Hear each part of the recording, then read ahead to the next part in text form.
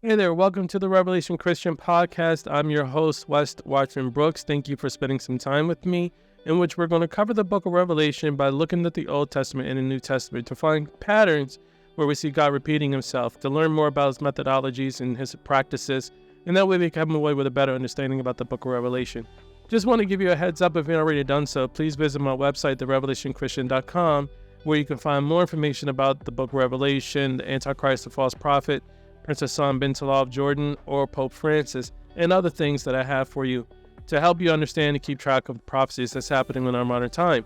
But also, if you want to take this on the go, make sure you listen to my podcast, which is on my website, or other apps that support podcast material and content. And if you definitely want to support what I do financially, you can visit my shop where I have Christian content, Christian-inspired theme apparel and t-shirts that you may find interesting if you want to help showcase and promote Jesus, inspire the gospel, and shine the light of Jesus Christ like it teaches us to do so. And then you can find a donation there as well on the review page. Not to mention, if you want to be a member, I definitely recommend that. So if you are like me and others in this space that are in agreement with what I'm saying and what I'm showing, you could become a member and join the conversation with the other like-minded Revelation Christians to talk about what's happening right before our eyes. Or if you just want to stay in the loop, definitely subscribe to the website and you can get the newsletter. So there's a lot that I offer on the revelationchristian.com website that I think you find beneficial if you're new to the space. And so I'm going through so much, I'm providing so much for you to make sure that you're well-rounded and that you are provided for with so much material to help you walk through the book of Revelation. So let's begin. Okay, so what we're going to do here is talk about the book of Revelation by looking at the story of the Exodus. Now, we're all familiar with the story of the Exodus. We know about Moses. We're familiar with the story of Moses, where Moses was a baby, and this particular Pharaoh of his time when he was a baby was on a bloodthirst agenda to kill all the Hebrew boys. But his mother spared him, put him in the Nile, and he was picked up by a princess of the Egyptian royal family. And so we find that he was raised as an Egyptian, but he never forgot his Hebrew heritage. So now they had the benefit of both worlds. So he'd be able to live and understand the Egyptian ways, but he was also raised but he also never forgot that he was a Hebrew. And so we find that when this happened, one day as he grew up, as he became older, one day he saw an Egyptian guard beating up a Hebrew slave. And so Moses killed that Egyptian guard. And so in fear of his life, Moses left and went to Mount Sinai, which is present-day Saudi Arabia. In the Bible, it's known as Arabia, but today's time is called Saudi Arabia. And so we find that one day he sees a burning bush in the mountain and goes up there and he sees God speaking through him through the bush, the burning bush that wasn't consumed. And so God instructs Moses that you're going to go back to Pharaoh and tell him to let my people go with your brother Aaron. And so this is where we find the story of Moses going back to Pharaoh. And after 10 plagues were sent to Egypt, we find that God did let his people go. And finally, he was able to relent and then let the people go. And the people then left Egypt. And that's called the Exodus. Now, there's something you might want to discover when you read this passage. And as you'll find in this story, there's a parallel here with Moses and the 10 plagues brought to Egypt in the book of Revelation. Now, you're probably asking yourself, well, what do I mean by that? Well, this is what I mean. Well, if you look here, you see that God's people lived in Egypt. They were his people living in a different land.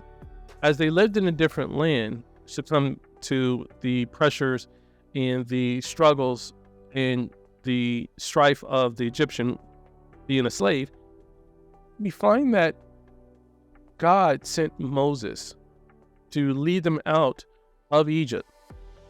And as Pharaoh was defiant and prideful to do so, God sent 10 plagues, not 1, not 5, not 7, but 10.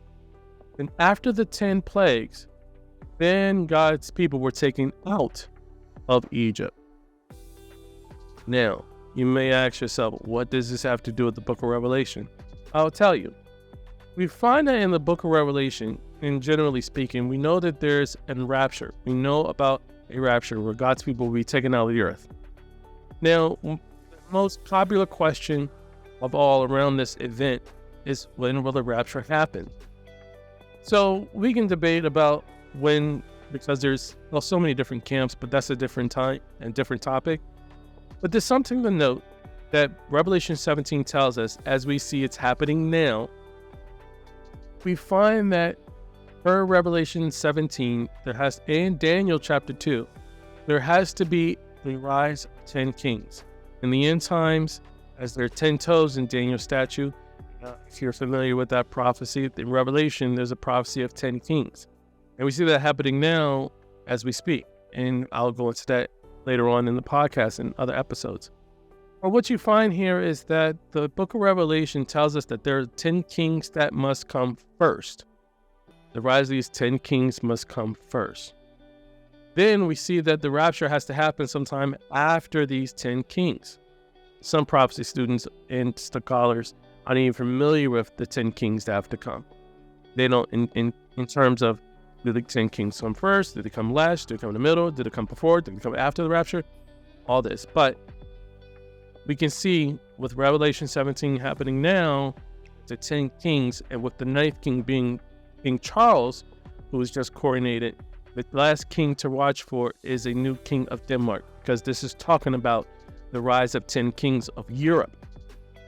To give you a backstory about this, the 10 kings are the last things on the earth that will give their power to Pope Francis. And this is all in Revelation 17.